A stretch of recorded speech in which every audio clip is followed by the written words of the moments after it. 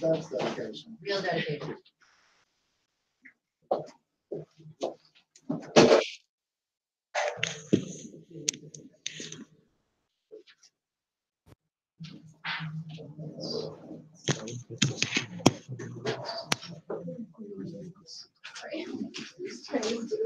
Quit trying to be a PowerPoint. I like this. I see that.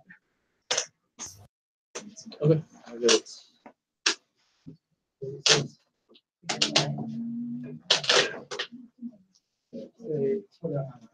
A/B testing slides. This one? Yes.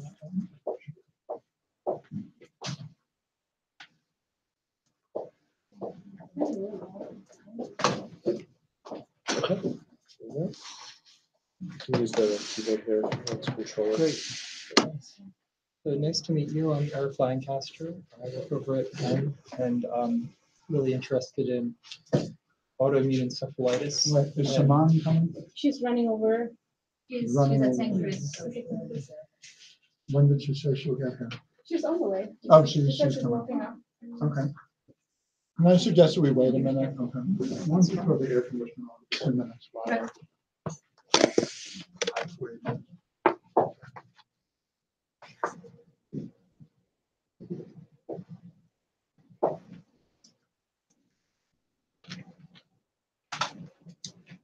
So this is a working session for us because we're trying to decide what to do. The lab has asked us, first of all, to move from individual tests to panelists. Someone in particular has been advocating that we consider your panel instead of the Athena question panel. So this is very much a working session for us.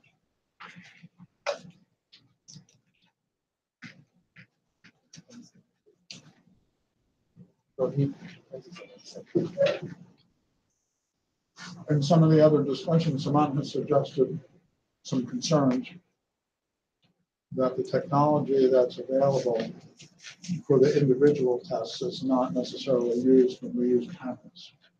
So if you can, I don't know if you were planning on discussing methodology of the testing, but that would certainly be helpful for me and everyone.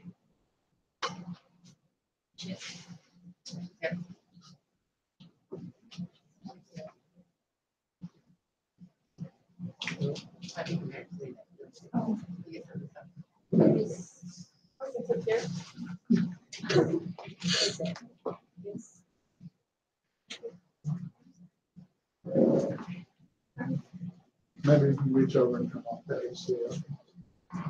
Thank you.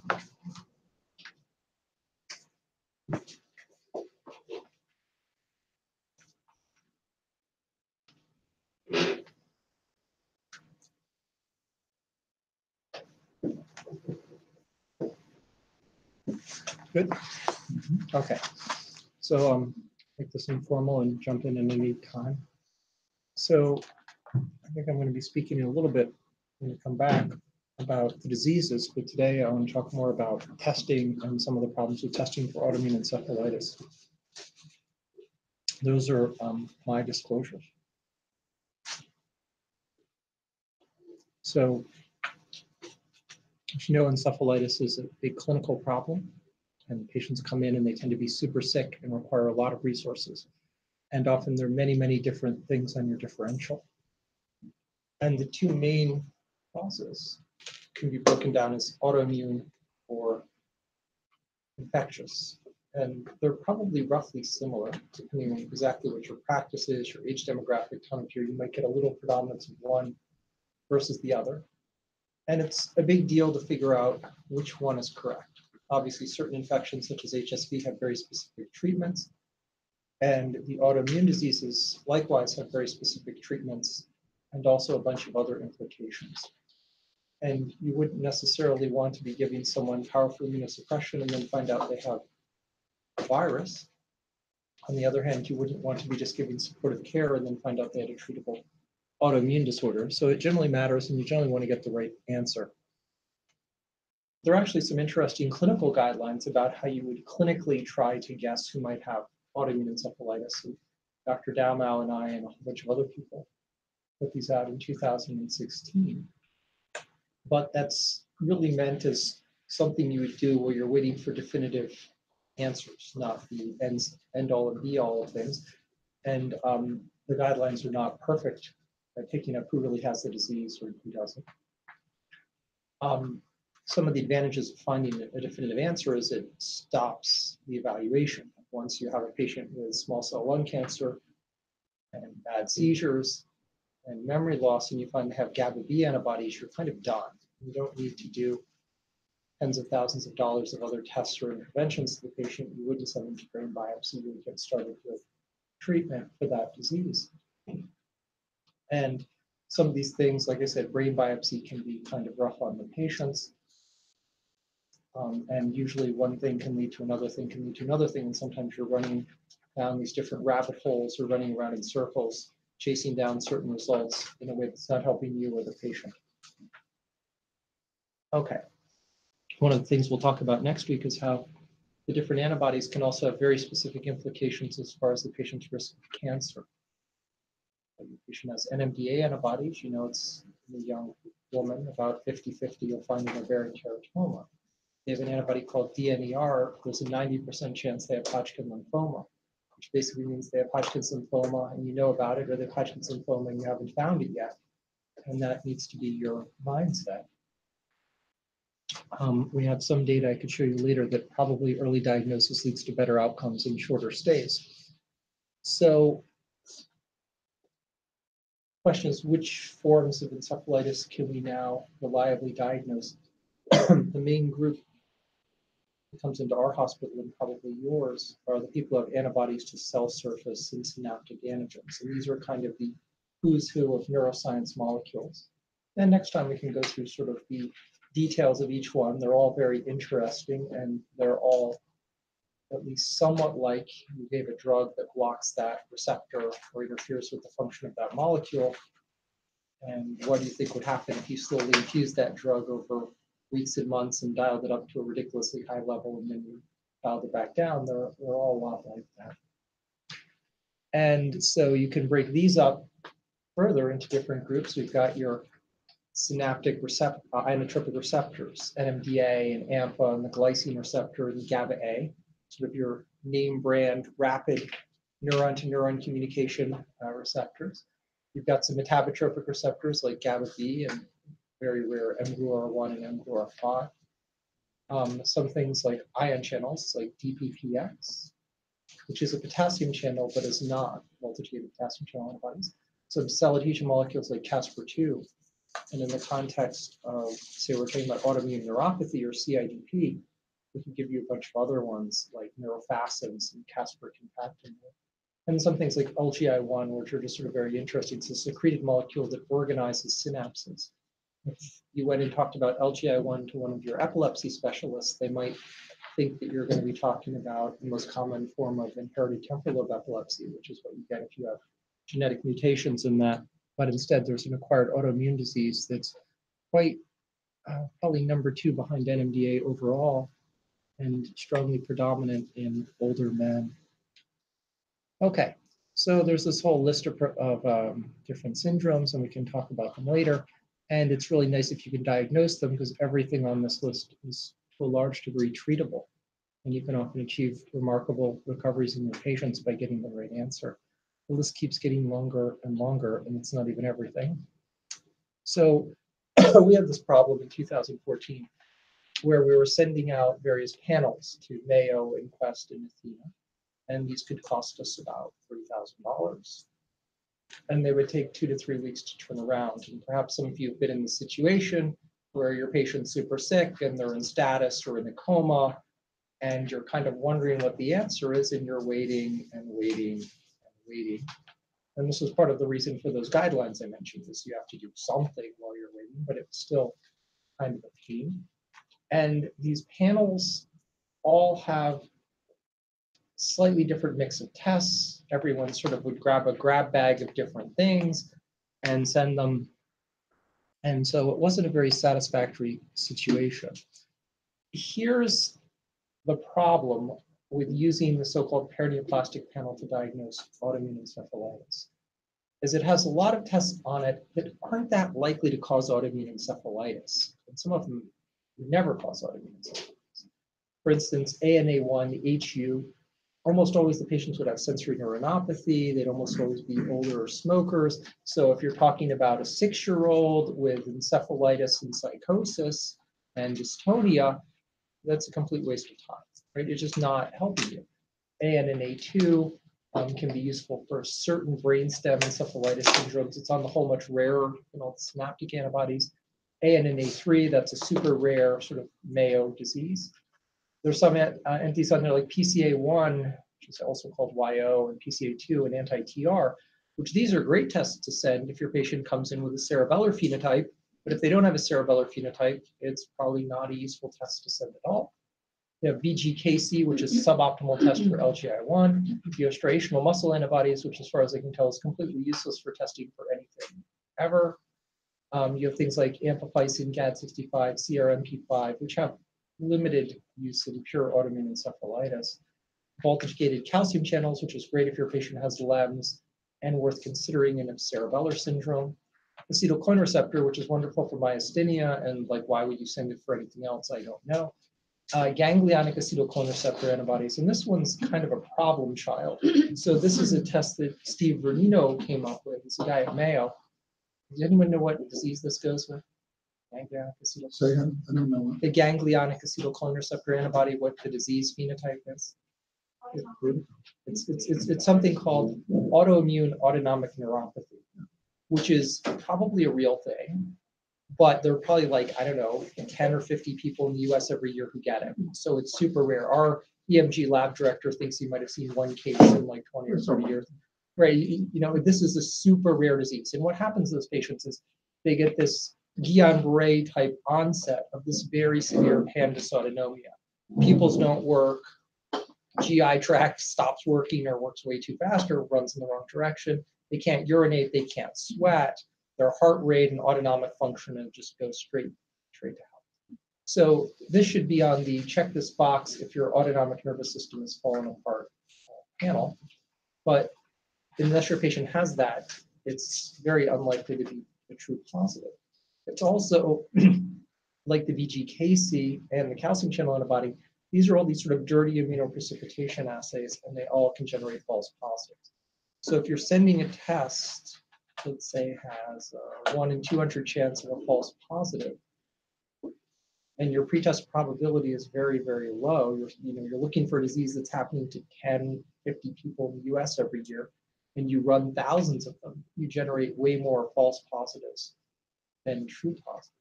So that's sort of a problem. Could I just ask before you go on, is that the statement on the voltage-gated calcium channel, actually potassium channel? You're saying that that is really a surrogate for the LGD1? Right. So this was sort of a series of papers we and the Oxford group came out with at the same time in 2010. So that test is old. That's from the 90s. A guy named John Newsom Davies sort of had this brainwave that he wondered if people with acquired neuromyotonia or Isaac syndrome could have antibodies to voltage-gated potassium channels of the type that are on peripheral nerve. And so he came up with this idea, and he made a test that would immunoprecipitate voltage-gated potassium channel complexes out of brain soup using patients' antibodies. And the short story is nobody actually has antibodies to KB1 voltage-gated potassium channels. The positives are either from LGI1, which associates with and organizes those channels through a bunch of adapter proteins, or Casper2, which does the same sort of thing. And then there's a bunch of junk false positives that probably are best ignored. So it's sort of a problematic test, right? Because it generates these false positives. And Mayo and Oxford both bent themselves into all kinds of contortions trying to figure out how it could still mean something when it's not LGI1 and Casper2, but I think they've mostly given up on that idea. Martin Tichelaer from Erasmus beat them down, and we're sort of all sort of agreed that this low titer false positives on these tests are mostly just junk. So the panel isn't great, right? It's got a bunch of stuff you don't want.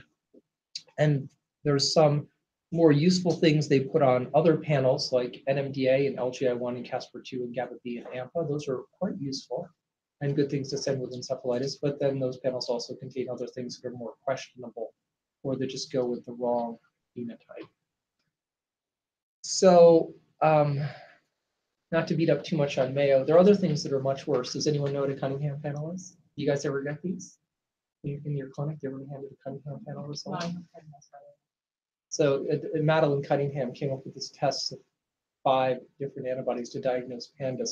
Some of these are things that only she has seen or reported. Some are built on work by a prior researcher named Dale from Australia who reported dopamine antibodies in patients with brainstem encephalitis, and patients can pay and get this done. And I'd never seen a negative one. 15, they're all positive, and all these patients would come up and hand them to me, and I would not think they actually had an autoimmune disorder or necessarily even a neurologic disorder at all. And my colleagues over at CHOP are getting the same thing. And so we were sort of wondering about this. These antibodies didn't necessarily make a lot of sense. Like if you had antibodies to tubulin, why wouldn't that give you, I don't know, a myopathy or connective tissue disease or whatever? Lysoganglioside, it wasn't clear. Their CAM2 kinase assay, it seemed to be clear what they're measuring on that. Anyway, they had a bunch of antibodies and they were convinced these are very useful for diagnosing pandas. And Hesselmark and Bejerot from Sweden looked at every test on the Cunningham panel that went out of their country for several years. And they found that everybody who has pandas had a positive test, which was really, quite remarkable. But 89% of the kids said who didn't have pandas had a positive test too, and they sent a bunch of just totally normal controls, and 86% of them had at least one positive test. And I mentioned this not because I'd advocate using this panel for anything, but just to point out how there's a lot of different things being offered in antibody testing, and just because somebody's selling it to you doesn't mean it's reliable or widely accepted or a good idea. In any event, they're still strongly advocating for their panel. They're having some new version of it that they're convinced has sorted out all these issues. POTS, the Europeans, this GmbH company in Europe, has a bunch of antibodies to different autonomic receptors that they're convinced are going to explain POTS. POTS, you guys have to deal with this too. Probably the great majority of the time is not an autoimmune disease. POTS is this phenomena where your heart rate increases when you stand up, and it mostly has to do with having a structurally small heart and with deconditioning, and probably isn't actually an autonomic disorder at all in most cases. It's just phenomenology. In any event, they've got a bunch of tests, and I could tell you in a lot of detail what's completely wrong with all of them. But just to say, you're going to be handed a lot of patients are going to come up and hand you pieces of paper saying that it proves they have this or that disease, and you always want to be skeptical of those. So getting back to our problem with autoimmune encephalitis. So we built a clinical panel into our clinical lab to try to look for things like NMDA, LGI1, Caspr2, GABA-B, AMPA receptor, and GAD65. And ever since January 2015, January 1st, we've been running that panel over in the clinical lab, and then we take all the samples to the research lab and we look for the antibodies using other means. So I could take you through it. Basically, we get hundreds of samples go in this way, and the clinical kits are these manufactured by this company called Euroimmune, and they basically transfect 6 different wells, each with a different antigen, and then fix the cells down onto little slides. And you get these little slides and take them out, and it's pretty quick and easy and shake and bake. It's cheaper than a Mayo panel. You get them for about $700 if you want the whole thing. And the disadvantages of this are there's only one channel, there's only the human channel. So sometimes if you have a sample that non-specifically reacts to cells, it can be very hard to interpret, and you can get these sort of indeterminate results. Sometimes the assays with live cells are actually better, but you can't bake that into a kit as well. So anyway, so we focused on CSF testing for most of these and ran this for 2+ years now. Actually now more like 3.5. And then we would take all the samples over to the research lab and we would do the cell-based assay. And this is like the difference between the thing that's in the vacuum sealed box in the store that's cookies and grandma's homemade cookies. We make grandma's homemade cookies where we culture the cells and we transfect in the antigens and we stain them while they're live or after they're fixed with the antibodies. And we have both a human channel and a commercial channel, so you can really sort out that any staining you see is actually specific. And that's like our art, right? So we can't do every cell-based assay in the research lab for every patient, particularly because you don't get paid for doing anything in the research lab. So we use this other thing. And this is something Joseph Daumel came up with way back in the 80s when he's working with HU. And he and Posner were the people who originally came up with those antibodies. And his idea, and sometimes great scientific ideas are really simple, is, well, I'm going to all send his patients who might have encephalitis, and some of them might have antibodies to brain, and that's my thing. I'd like to find out who has them and identify them. And how am I going to figure out who of these 100 patients that I've been sent have antibodies to brain versus who just had a drug overdose or who has who knows what? And so his idea was, well, why don't I put the patient samples on brain tissue and then react with something called the DAB reaction? And then he would find patients who would have these interesting patterns of reactivity. You can see, say, C and D, that's NMDA. You have a nice pattern of reactivity. Also with the others like LGI1. And when you zoom in on the hippocampus, it's this beautiful swirling pattern showing the synaptic layers of the hippocampus getting lit up. And it turns out that this not only was useful for identifying patients that could then lead to discovery of specific antigens, and then you could keep going back to the collection as you discover them one at a time, NMDA, LGI1, Caspr2, AMPA, GABA-B, like one after another. You could keep going back and saying who still has reactivity that we can't explain and find antigens. And now when someone has this pattern about 97, 98% of the time, it means they have one of the antigens we've already found. And it's quite sensitive, in high 90s sensitive for all of them. So, so we use this test to figure out which patients really require sort of extra work, and if the patients who reacted to brain sections, then we do all the research studies on them to try to really chase that down. Is this a mouse? Rat. Rat. That's a bigger, nicer brains. The mouse, you can do the same thing, but it's small and kind of dinky and doesn't look as nice.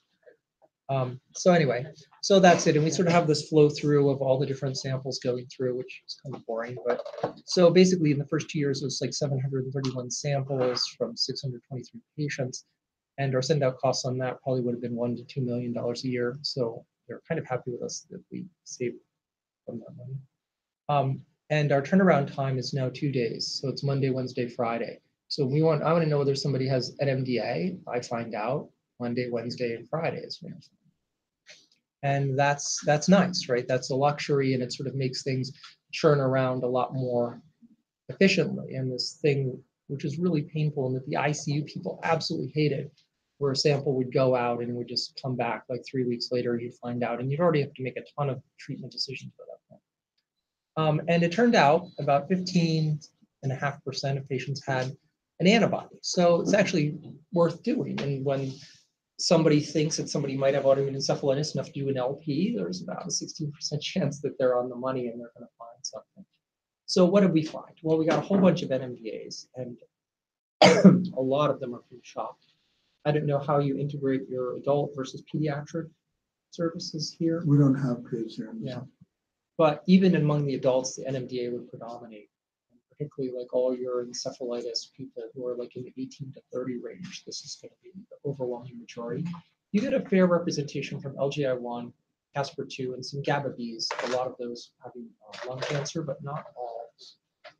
So the clinical kits had some problems and still do, which is that about 13% of samples had to be called indeterminate because of so much background. This is mostly a serum problem. The indeterminates overwhelmingly turned out to be actually negative, but it is a problem with interpreting these kits, and they want to be careful reading them. And sometimes you get a lot of background on the serum. And occasionally patients are weird. You get these samples that will non-specifically react to cellular components. They just got a neurosyphilis sample in the lab yesterday, and it's like lighting up all the cells, probably because you've got little spirochetes in the CSF that are all gummed up with antibodies. So you can have these situations that can be a little harder to interpret on the CSF. So we took all the samples to the research lab. All of the things that they called positive in the clinical lab, we got 99% confirmation in the research lab. So we have good reason to believe that those were all correct. And the kits, as they're being run, are quite specific. The indeterminants, again, were overwhelmingly actually just negative. And we caught additional samples that went through the clinical kits and didn't get picked up. NMDAs, AMPA, that was the index AMPA patient. She came in with a relapse. The LGI1s, 3 LGI1s, actually there have been more since then, and Casper2.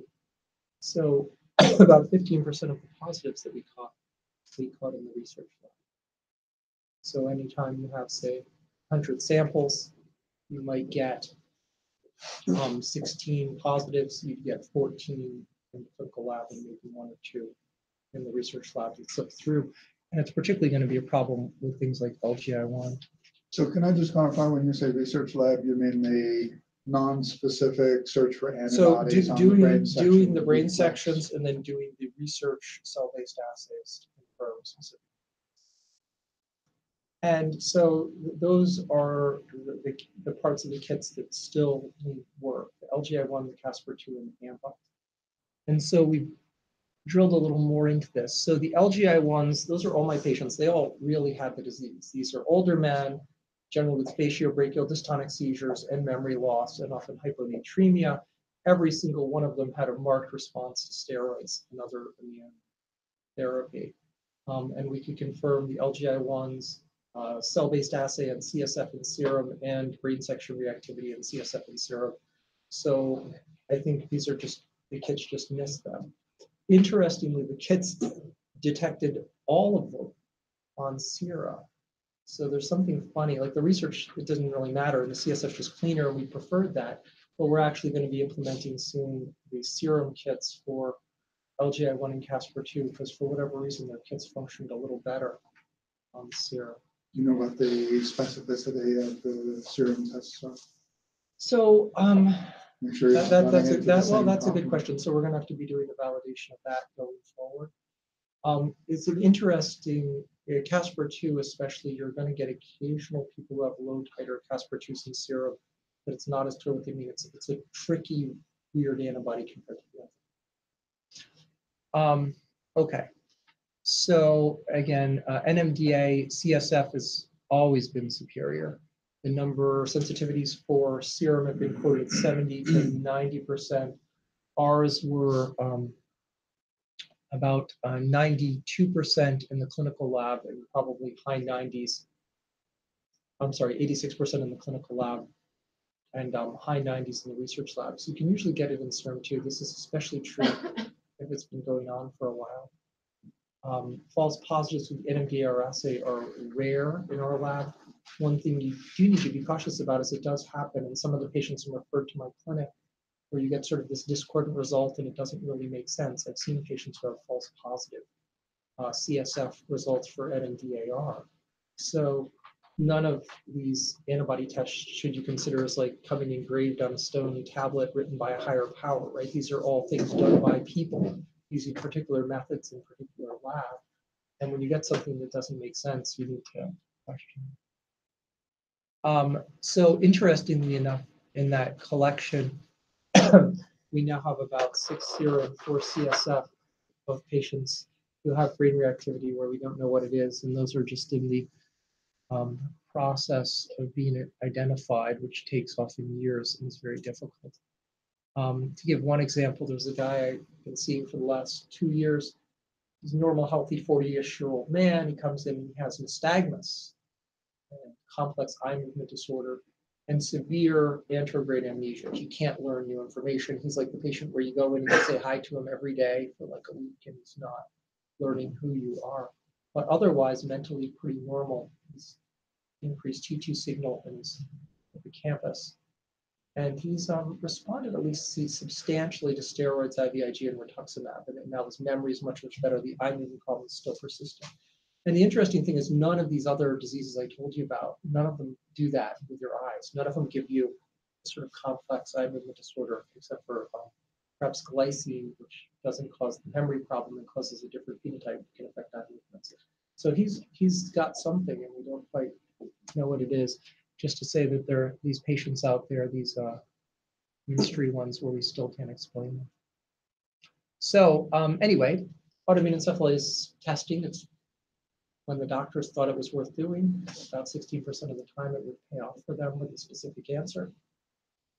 The clinical assays were pretty good for NMDA, which is most common, and could get a result very quickly. Had trouble with sensitivity for LGI1, AMPA, and Casper2. And then our sort of sieving process where we do the brain section reactivity and look for antigens, we use that to sort of clear up the rest, which takes another week or two later. We do them in batches about every 2 weeks to make sure we don't miss them. So interestingly, so we looked at outcomes and we looked at length of stay. And before we started this process, the average length of stay for these autoimmune encephalitis patients who were overwhelming with NMDA was 27 days. And the ones in the ICU was 32, which is probably not that far off of what you would have seen here too, right? They tend to get sick and stay for a while. And after doing this, our length of stay is more like 11 days, and the ICU stays much shorter as well.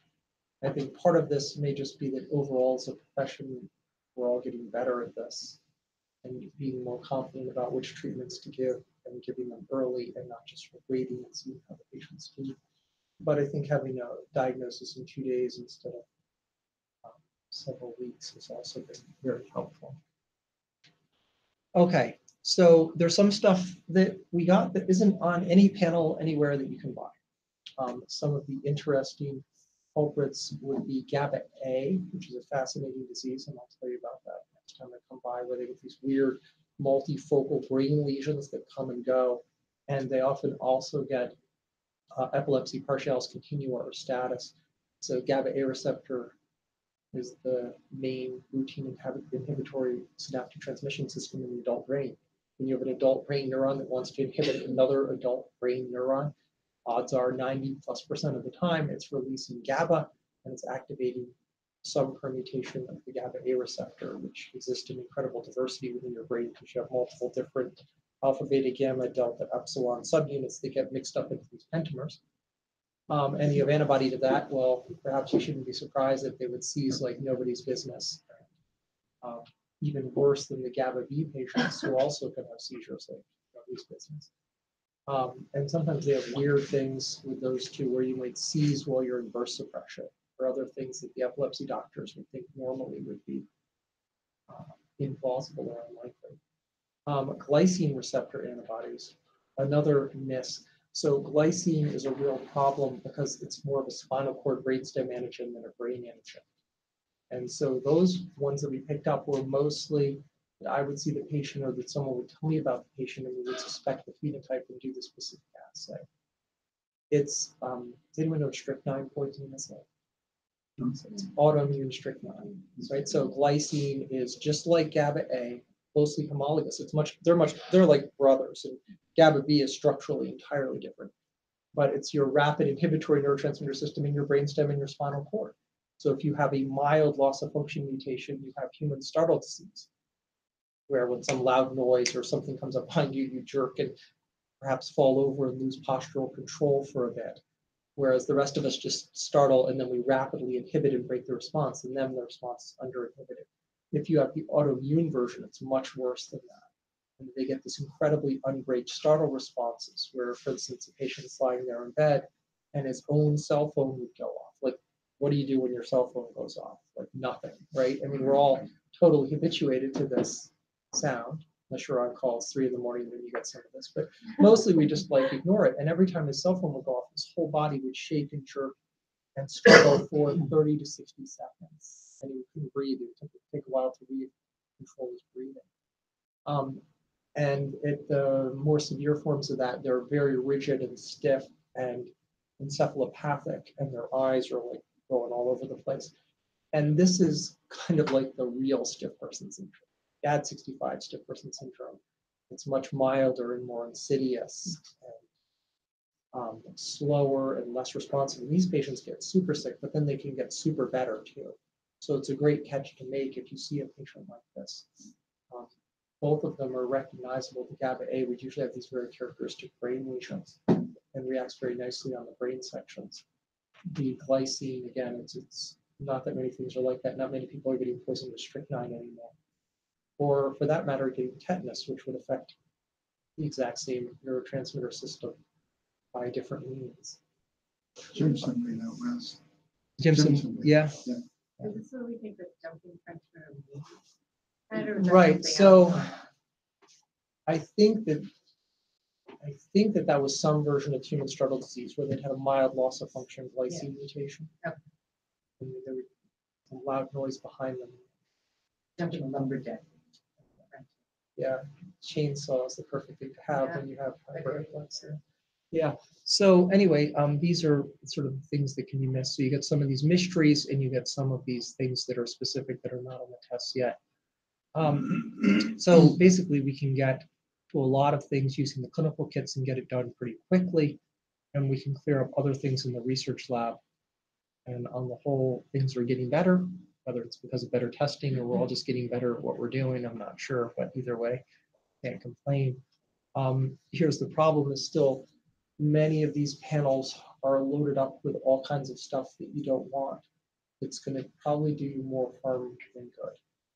And, I have some people from Mayo I really like and respect, Andrew McCune and Sean Piddock, and those are great guys. They're very good at autoimmune encephalitis. And they sometimes say, well, when you get a positive result, it should be pretty straightforward to figure out whether it's a true positive or a false positive. And it is for them. And I don't have too much trouble with it. But things that you're going to sell to every doctor in America, you need to design it to be a little more idiot-proof, because you're going to get into a lot of trouble. And I've seen all kinds of patients getting this ganglionic acetylcholine receptor where the test shouldn't even have been sent. And the patient doesn't have anything like autoimmune encephalitis or even autoimmune neuropathy or anything, and people are getting blasted with chemo. These Cunningham panels as well. You see this sometimes used as a basis for giving chemotherapy, doing all kinds of crazy stuff. And so, I think that there is a certain amount of harm. I think in the future, and there's a great article coming out by someone named Brian Callahan from Michigan, who went to Penn, and I know him pretty well. And he's got a great panel coming out looking at his institution's experience with these panels. And that some of these tests cause way more false positives than true positives. And they can set for all kinds of reasons that are not really appropriate. They're doing paraneoplastic panel on patients with neuropathy. It's like, well, okay, so what do you actually need there? HU, if they have sensory neuropathy, makes sense. But then why are you sending a YO? That's a cerebellar disease. Unless you have a cerebellar disease, it shouldn't be on the panel. Why is the ganglionic acetylcholine receptor there at all? And I think ultimately the point he was making in the paper, which is an excellent point, is all these things need to be realigned around a phenotype. Right? You need to say my patient has like a limbic type encephalitis and then a brainstem or at least a brain disease, and we're going to put things that are useful for that on this panel. And maybe you can't necessarily always jump to the exact one, but at least we're going to get brain diseases. The cerebellar syndromes are just so distinct and different. That should probably be its own thing. And then things like autonomic dysfunction and myasthenia, they just belong on their own panel, right? The acetylcholine receptor antibody deserve to be on a panel where you're testing the patient for myasthenia. It shouldn't be on an encephalitis, or a cerebellar patient shouldn't get that. And I'd say in each case, you have a significant potential to do harm, not just waste a lot of money and time, but to do harm by misleading people and taking people down the wrong. Anyway, so what can we do better? Well, we're going to try to keep improving the tests and work hopefully with Neuroimmune to try to get some of these kits a bit better. Ultimately, I'd like to come up with an entirely different way to construct some of these kits in the first place, which we're working on, but it's not ready for prime time for quite a bit, in a way that would be sort of rapid and more precise. Kits do offer this huge advantage of this rapid turnaround where you can find out in just a day or two. And like I said, that's 85% of the time. That's what you need. Okay. So that's about it. Ideally, There needs to be like an antibody police that looks at everybody's panels, mine and everybody else's, and all of these things should be sort of impartially analyzed, to try to say like, how good are they? Is there some other gold standard we can employ? How many of the positives really have the disease, how many don't? And particularly when you start seeing these reports from some company about some antibody you've never heard of, I'd advise you to be very skeptical and say, wait, what do I know about this? Who's writing about this? Is it all coming out of one group? Are there multiple researchers who believe that this exists? Are there multiple labs offering the test? Those would sort of be big clues that something is real. Because usually something comes out with one lab, and then as other people put it to the test, they'll pick it up if it's real. And then only slowly, if ever, does anybody bother to refute a bad antibody paper. Does anybody remember KIR 1.4 for MS? Do you remember this? Right? So it's in New England Journal of Medicine, half of MS patients had antibodies to KIR 4.1, right? And you think, wow, that's amazing. That's going to be like the next aquaporin 4, only it's going to be bigger, right? KIR 1.4, and then there's the rest of MS, and that's a huge deal, right? And there's this big paper, New England Journal. It's got tons of experiments reporting to show, and no one else could find it. Joseph couldn't find it. Joseph Damo can't find it. The Oxford people are not finding it. The Mayo people are not finding it. And there's this period of several years where like nobody bothers to write the paper saying, I can't find this, right? They're all working on the things that they can find, their discoveries, their claim to fame. And then eventually, like a couple years later, Mayo gets hazed by the journal, who didn't even publish this brilliant refutation that they put together, showing like the antibodies could not be confirmed. And they published it somewhere else, I think Lancet Neurology. And now where's KR 4.1? Who's testing that? It's gone. And in the same lab had done the same thing 10 years before with a different antibody. My point being, we're a disreputable field, and you gotta be careful, right? And not believe everything that's handed to you with a report. And we're gonna keep trying to make things better. Anyway, that's about it. That's all I had to say about testing. If you want, we can talk about that. Or we can talk about some other things like immune checkpoint inhibitors or whatever you like.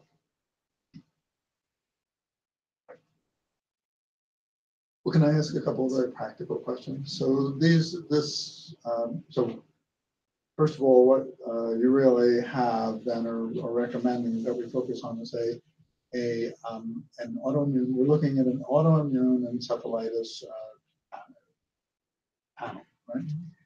Is that available to us from the outside? Right. So any lab that has a relationship with Penn could do it. Anyone who sends the samples to the clinical lab and sends in this consent form can get access to the research results as well. Okay. We can't report back without consent, but we have an outside consent where you fill it out and fax it. And that obviously we don't charge for research results, but if we wanted to know what we found, or if we were finding to look for GABA A's or lysines and things like that. I've done a couple of those for, we get about 100 a year from various outside places, a lot internal to Penn and Chop, but then outside ones as well. Some of the people choose to take advantage of the research results and ask us to look for certain things. If we don't have any way to take things directly to the research lab without it going through the clinical lab, the IRB wouldn't let us do that.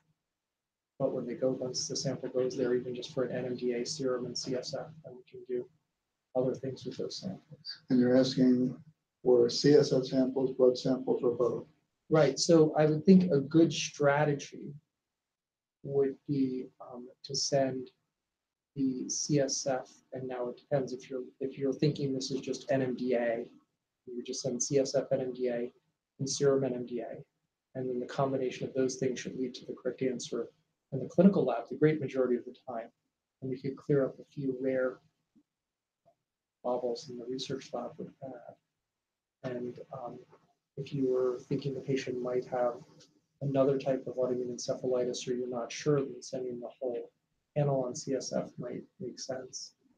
And you could send the serum NMDA if you want, so we would have that as well. And sorry, just some practical issues. Do we get charged for CSF and serum? Right. So the CSF panel, I believe, is about $700 something, and the NMDA alone is 165 or something like that. And then the serum is just 165 if you want an NMDA serum. So, if you're thinking just the CSF, you're 700 something. If you want to throw an NMDA serum, it's probably about 900 altogether.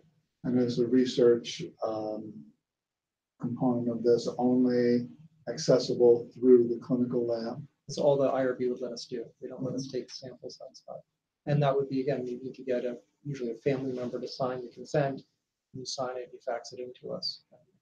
What volumes do you need of CSF? Right, so the tests are usually they ask for an ml or two of the CSF. If you send 3, that's usually a reasonable amount to work with.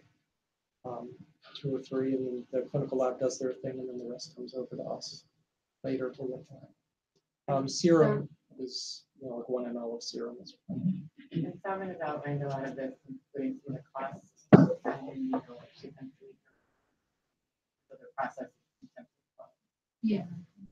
Yeah, we should put it together. So, Is there a coordinator there that like we should get in So, touch, or how does it work? so the way it would work is, and I can send you the instructions if I haven't already. You did. Right. Yeah, you did. So Yeah, the main thing is, once a lab has a relationship with the Penn lab, then you just send the sample, and then all you would do is email us the consent form, and that's it. And then we would give you back the results. I do have to. You can make sure to send. And you would accept a scan and fax or fax? Consent, yeah. Consent. That's usually the way we do it. I mean, too cumbersome to mail them all back and forth. We extend this to other antibody testing like NMO or. Right, so we're working on actually building the NMO there, because it would be interesting to, because we do some MOG on a research basis, right? So to get the NMO, we're working on getting the NMO and the MOG up and running. It's not quite ready. I think in hopefully several months we'd have an NMO and a MOG, but it's also a little hard to tell how quickly things can be built into the clinical lab. And these are all those are gene done in insertions serum. into HeLa cells, is that what you're doing? And then counterstaining, and then Right, so saying if the we, CSF. right, so we actually usually transiently transfect the cells, the cell-based assays. And the advantage of that is you get a some of the cells will pick up the plasma and will very briskly express the antigen. Then you have hopefully about 80 or 90% that aren't. So you get this nice background. So you can tell like what's the background reactivity, and then are those like 10 or 20% really jumping out at you, and everything in the green channel is green, and green is red, and red is green, and everything lines up nicely. That's how you make that the real deal. But we usually do the transient transfections.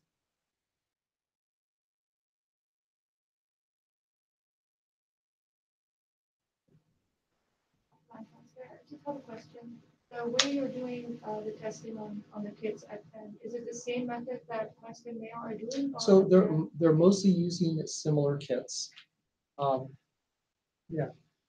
Same And sensitivities. and I don't know what their sensitivity and specificities are. I can't speak to that.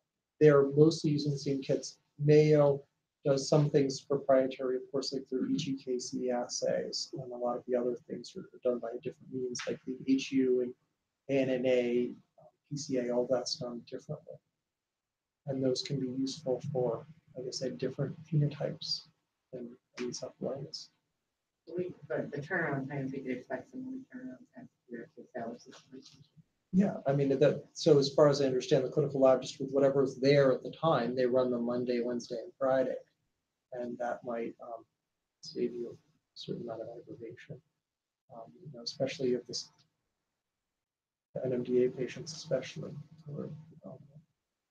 Is insurance covered or? I don't know. I mean, usually, you send a lab test, it usually gets covered, but I can't. I'm not an expert in insurance. You should, I mean, instead of sending it outside. Yeah, well, right. So that's how it would go. And again, particularly the turnaround time's an issue for inpatients, right? They tend to be ill and you want to get a quick yes, no answer, and then ultimately, hopefully a good high quality verification later to make sure we're not missing something.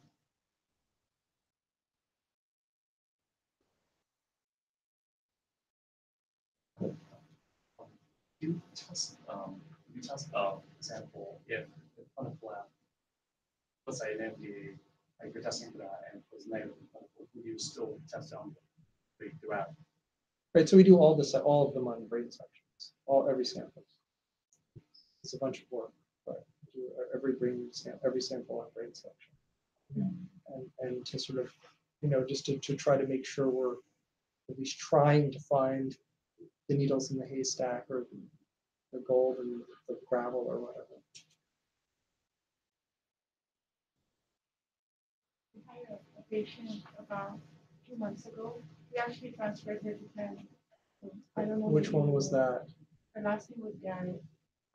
She came in cardiac arrest.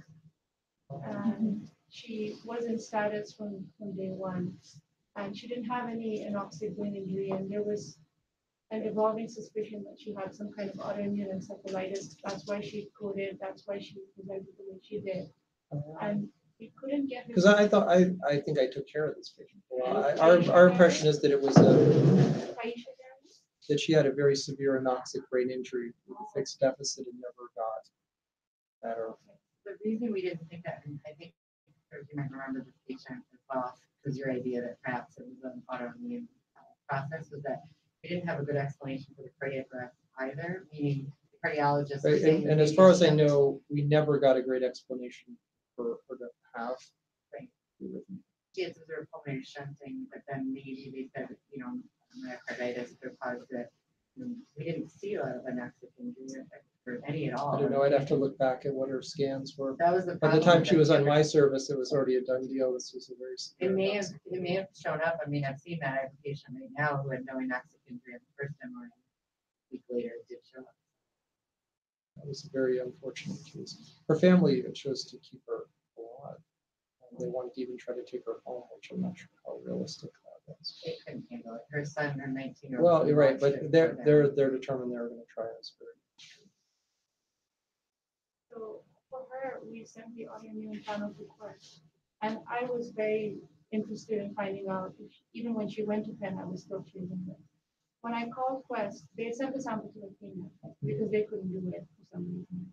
Then I called Athena and they said, well, we tested for these 6, which are negative, but we think that you should order another bunch of 6.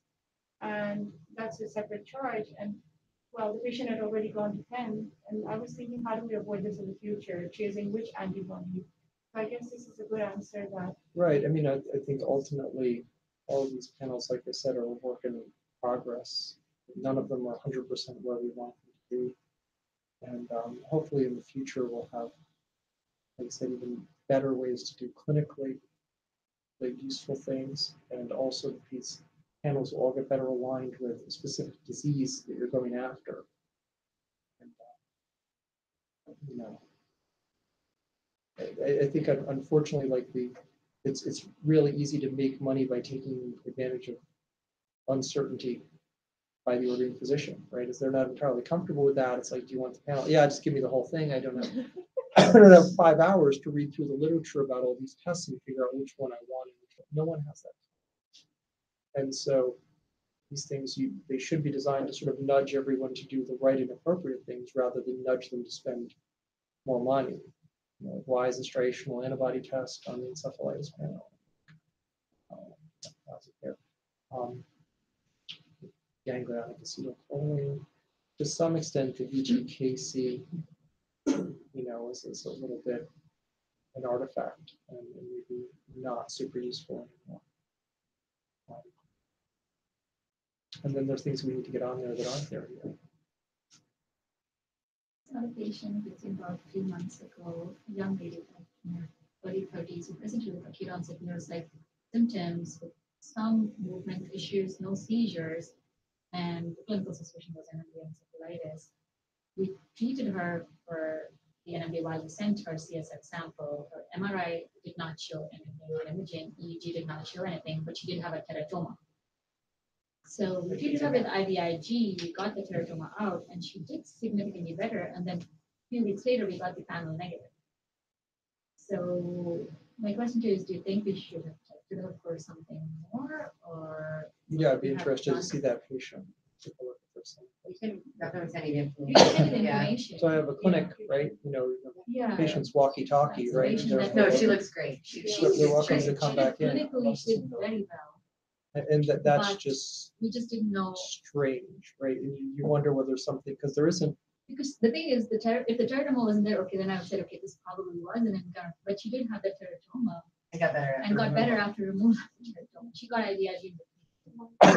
so the only ones that really would go with a true teratoma, there's anti-NMDA receptor encephalitis, and there's one other thing that you separate one paper about, which is there's a much, much smaller group, like 5% as big as anti-NMDA receptor encephalitis, where they get this reversible brainstem cerebellar syndrome with teratoma. And they would do very, very well. Usually like cerebellar is, you know, it's a rough ride to get cerebellar syndrome. Taken up that out. And we don't yet know precisely what the basis of that is, but that's something else that exists. But so I would wonder whether, you know, the phenotype sort of fit, whether something could have She been. didn't have Yes. brainstem, no cerebellum. She was But I mean, just- the NMDA phenotype, whether they would have just made a mistake with the anti-NMDA. That's what I or- think. Because she looked just like an interview or something. Yeah, she did. She had close to she didn't have seizures, but she was, No, it really looks like it otherwise. And If it's sort of an we're all incidental surprised. teratoma, that would be Right. kind of That's the other- surprising. And Right. she had cardiac It's not that common. but she Yeah. did have a, yeah, she had a cardiac arrest. She's in her 30s. We didn't have, We never 34. found the reason. I never found the reason for. a Well, lot or of if she's things. autonomically unstable, Mhm. maybe part of what happened. That would be very interesting to see. Let's see if we can track it. This Yeah, Scarlett's they- patient, okay, yeah, very Scarlett's good. patient. So we've been, Do you guys get any of these immune checkpoint inhibitor patients? You get them? So they're like for cancer, they give these ipilimumab and pembrolizumab and nivolumab. They give these things designed to take the safeties off your immune system so that it will go kill whatever tumor you have. And one of the really, and this is great. Like I don't want to be too critical of oncology because they're curing things that you could never cure before, and they're not trying to like cure ingrown toenails. It's like stage 4 lung cancer. But one of the things that can happen is those patients can get all kinds of autoimmune responses, and you might see patients getting encephalitis. We had an HU, had an RI, had a terrible CIDP, you know, sort of just this whole grab bag of stuff that can happen to them. And I think everyone is seeing this now, and that more and more we're going to get this. And when you get called to see these cancer patients, your first thought should always be, wait, what exactly did they get? And are any of these things likely to induce autoimmunity? The other thing that they're coming out with, of course, is the CART I've seen therapies. a ton of those And I- patients. As the That Sloan Kettering, and they look awful. I- But It's, Some it's ones that- super interesting, right? So I was the study neurologist for some of these. And so the idea here is you take out someone's T cells and you engineer in this chimera that's kind of like a monoclonal antibody and kind of like a T cell receptor, and will convince your T cells to go liquidate something or other. And usually they would say, go liquidate CD19 cells or go liquidate something like that, and they would go after a tumor. And there's a bunch of neurologic weird things that can happen. One of the common things is so-called neurotoxicity, which is like a terrible word, right? Because it's so non-specific. And they would get the cells, and then several days later, they'd have this febrile kind of infusion reaction, which they're kind of all looking for. They kind of want that to happen. It means the cells are proliferating and making cytokines and hopefully terminating tumor cells. And then several days later, they'll become encephalopathic. And there's sort of a whole spectrum. Sometimes it's like they're just a little whiffy. And sometimes it's really bad and they're like comatose or almost comatose.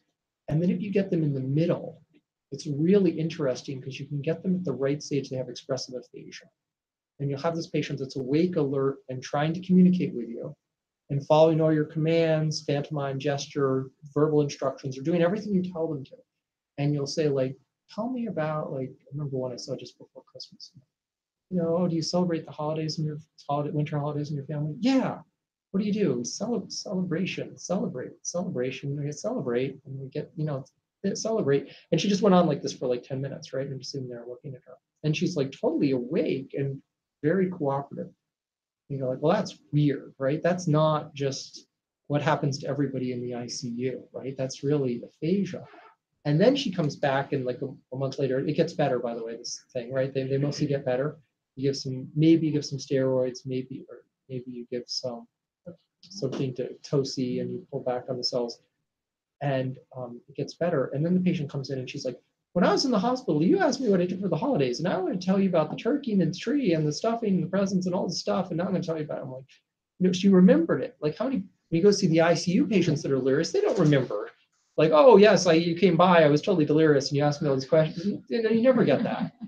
And so it's really, really interesting, and I don't get it, right? And we've tried different things, like looking at like fancy MRI scans and brain perfusion studies, and like nobody knows what What it was the is. setting? I'm sorry, what was it? So CART, and then a CART T cell like Okay, yeah, that's it. reaction, Okay. and then the so-called neurotoxicity, sort of like reversible cytokine delirium thing.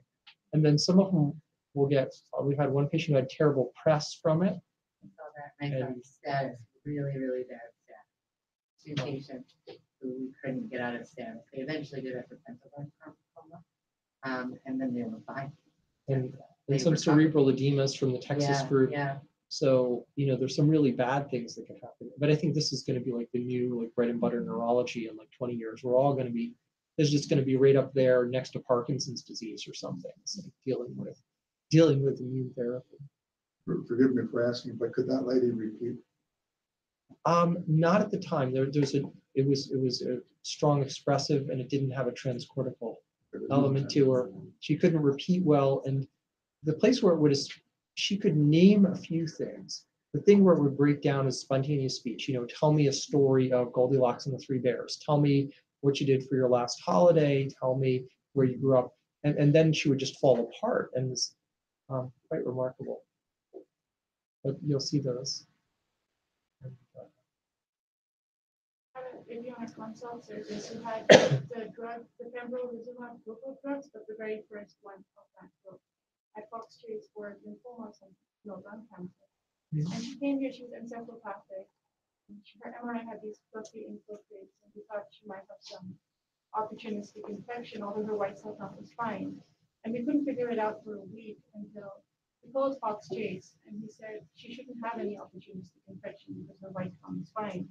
But that drug causes encephalitis, so I'd give her Decadron 10. I'm like, that's very casual, but now that you're saying that, it's a well-known side effect of that group of chemotherapy. Well, I would say all sorts of autoimmunity. You have myasthenics, there's myositis, there's peripheral neuropathy, there's encephalitis, there's paraneoplastic syndrome, sort of a whole grab bag. What that probably is sort of like a class effect. So, when you get called, you never know what the heck you're going to see when you see those patients, but you need to be suspicious of a lot of things. The other thing is, we wrote up one patient who had Humira for Crohn's disease.